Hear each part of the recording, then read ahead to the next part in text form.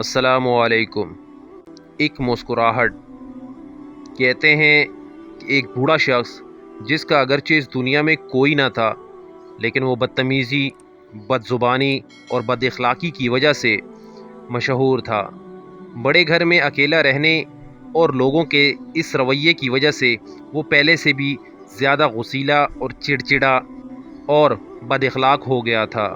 ایک دن ایک غریب بچہ جو نیا شہر میں آیا تھا اور کوڑا کرکٹ جمع کرتا تھا، اس بوڑھے کے گھر کے سامنے سے گزرا۔ بوڑھا باغ کی صفائی میں مصروف تھا۔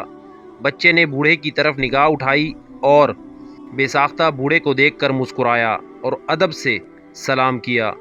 بوڑھا شخص جس کی طرف شاید چند سالوں سے کسی نے مسکرا کر نہ دیکھا تھا، بہت خوش ہوا۔ آج بچے کی مسکراہٹ کا قطرہ بوڑھے کے بنجر دل پر آب حیات بن کر گرا، اور اس نے بچے کو بلایا اور مسکرانے کی وجہ دریافت کی۔ تو بچہ بولا، میری ماں نے کہا ہے کہ اگر زندگی میں کامیاب ہونا چاہتے ہو تو ہمیشہ دوسروں کو پہلا تحفہ مسکراہٹ دو۔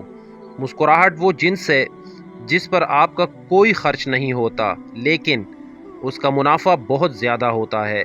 بوڑھا خوش ہوا اور بچے کو انعام دیا، اور پھر ہر روز بچہ مسکرا کر بوڑھے کو سلام کرتے ہوئے گزرتا، یہاں تک کہ ایک دن بچے کے گھر ایک وکیل آیا اور بولا، آج فلاں بوڑھا شخص مر گیا ہے اور اس نے اپنی جائیداد اس بچے کے نام کر دی ہے، اور اپنی وصیت میں لکھ گیا ہے کہ اس کی قیمت چند مسکراہٹوں کے ذریعے ایڈوانس ادا ہو چکی ہے۔ مضبوط ترین لوگ وہ ہوتے ہیں جو مشکل ترین لمحوں میں بھی مسکرانا نہیں بھولتے۔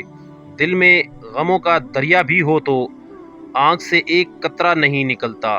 یاد رکھیں، گزر جانے والے کل کروڑوں تھے اور آنے والے کل بھی کروڑوں ہوں گے، لیکن آج فقط ایک ہی ہے۔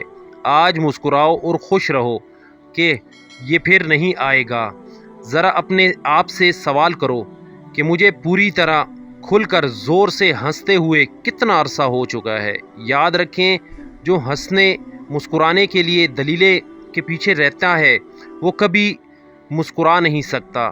فقط ایک چیز کا خیال رکھنا ضروری ہے کہ انسانوں کو خوش رکھنے کے لیے اللہ کو ناراض نہ کیا جائے۔